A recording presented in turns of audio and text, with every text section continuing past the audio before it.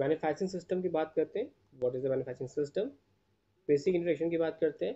तो a system is defined the total combination, फिर हवा टोटल कॉम्बिनेशन किसका?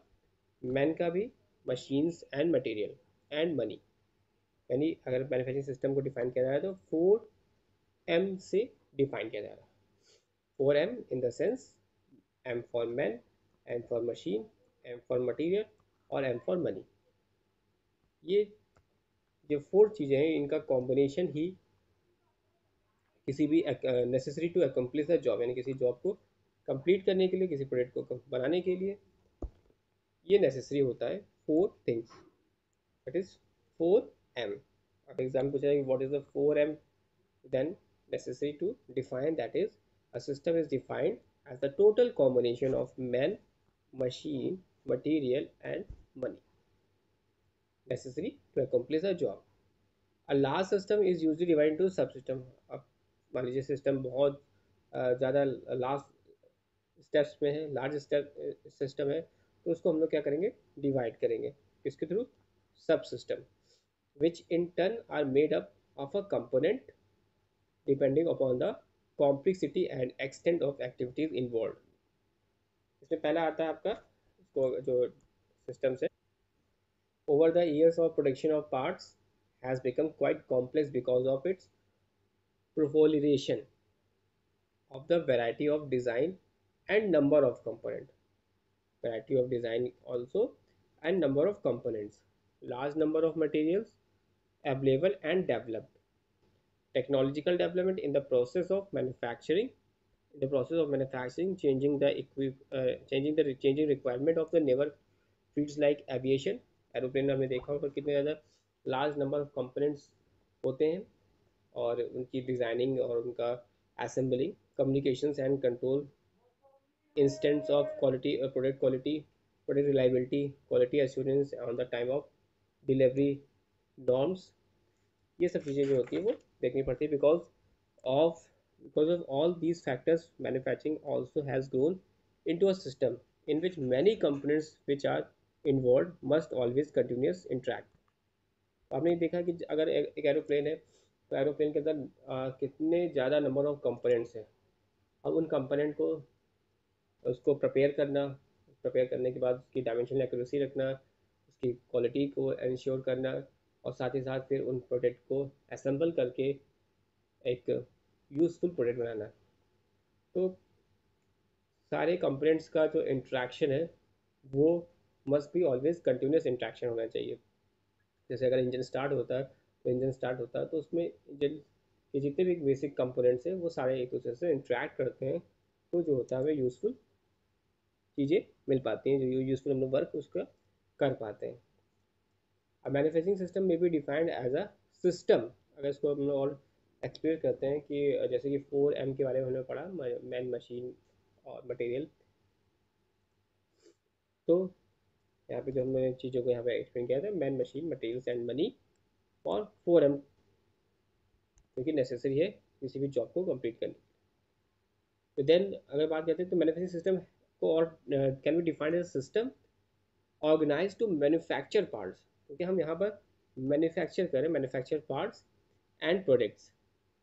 This system take its input from the delivers and product to the consumer for the further processing या end use. क्योंकि आप manufacturing करें, आपका काम जो यूनिट है, आपको प्रोडक्शन आप जो कर रहे हैं उसमें आपने प्रोडक्ट को मैन्युफैक्चरिंग करना है। मैन्युफैक्चरिंग करने के बाद उसका जो यूटिलाइजेशन जो होगा वो कंज्यूमर के थ्रू होगा। जो कंज्यूमर सप्लाईज और जो इसकी रिक्वायरमेंट है इन टर्म्स ऑफ डिज़ाइन के बेसिस पर क्वालिटी, क्वांटिटी और delivery of the product and the manufacturing system is expected to meet the specified requirement at the minimum cost।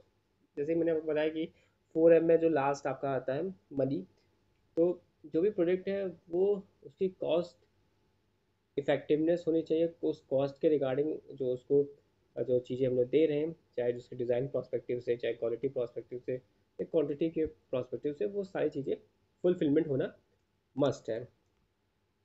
और अगर ये फुलफिलमेंट नहीं होगा तो कस्टमर जो होगा वो उस प्रोडक्ट पर बिलीव नहीं कर पाता है। आगे फर्दर बात करते हैं, तो जो manufacturing of any item involves a host of activities. कौन कौन सी activities?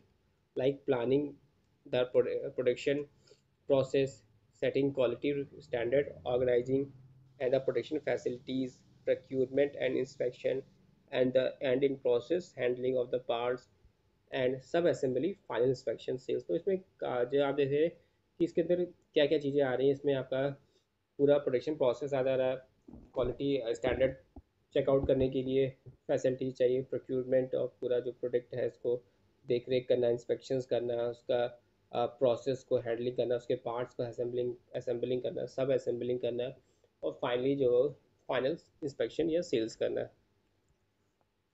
In the manufacturing of any items involves a host of activities like planning the production process, setting quality standards, organizing the production facilities, procurement and inspections, and in the process of handling of parts and sub-assemblies, final inspection, sales, etc।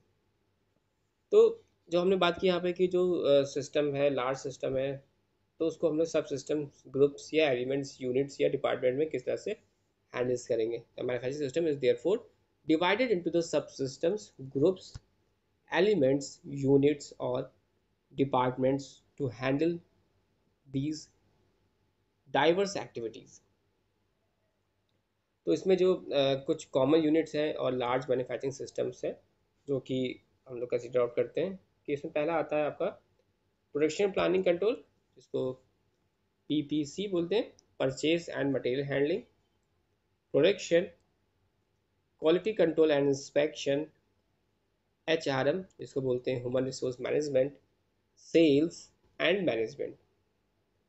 This is the this is the common units of large manufacturing system includes production planning and control, purchase and material handling, production quality control and inspections, human resource management, sales and their management. These are the 7 common units in a large manufacturing system.